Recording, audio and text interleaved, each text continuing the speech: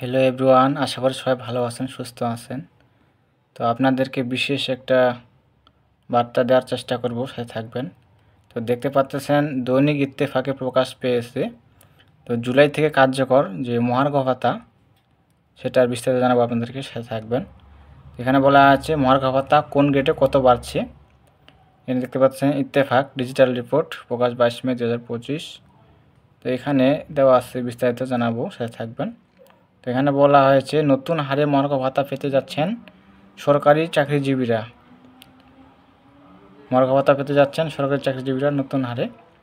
তো বলা আছে আগামী অর্থবছর থেকে এই হার চালু হতে যাচ্ছে। জানা গেছে আগামী 2025-26 অর্থবছর থেকে সরকারি চাকরিজীবীদের সর্বোচ্চ 20% পর্যন্ত মহার্ঘ ভাতার ঘোষণা আসতে পারে। সরকারি চাকরিজীবীদের সর্বোচ্চ 20%।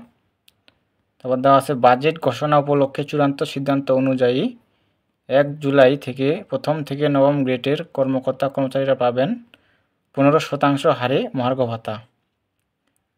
কর্মকর্তা কর্মচারীরা পাবেন 15%, যারা নবম গ্রেডের, প্রথম থেকে নবম গ্রেডের। তো আর দশম থেকে বিংশ, মানে দশম থেকে 20তম গ্রেডের যে কর্মীরা আছেন তারা 20% হারে ভাতা।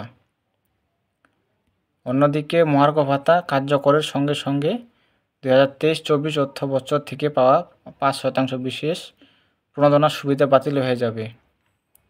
তো মঙ্গলবার 20 মে অর্থ মন্ত্রণালয়ে অনুষ্ঠিত এক বৈঠকে এই হার চূড়ান্ত করা হয়েছে। বৈঠক শেষে অর্থ উপদেষ্টা ডক্টর সালেহউদ্দিন আহমেদ জানিয়েছিলেন, নতুন অর্থ বছরে মহার্ঘ ভাতা ঘোষণা হবে, তবে কিছুটা সময় লাগবে।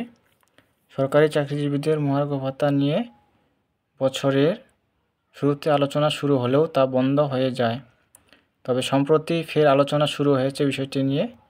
গত জানুয়ারি মাস থেকেই সরকারি চাকরিজীবীদের মহার্ঘ ভাতা কার্যকরের পরিকল্পনা ছিল সরকারের। সে অনুযায়ী উদ্যোগও নেওয়া হয়েছিল, কিন্তু তখনকার অর্থনৈতিক পরিস্থিতিতে উদ্যোগের সমালোচনা করেছিলেন অর্থনীতিবিদরা। তখন সরে এলো, এখন নতুন করে উদ্যোগ নিয়েছে সরকার। তো আবার সরকার উদ্যোগ নিয়েছে। তো এখানে আপনারা বিস্তারিত বুঝতে পারলেন যে দশম থেকে 20তম গ্রেডের কর্মীরা পাবেন 20% ভাতা। তো এটা জানাতে ছিল। তো সবাই ভালো থাকবেন, সুস্থ থাকবেন। ধন্যবাদ সকলকে।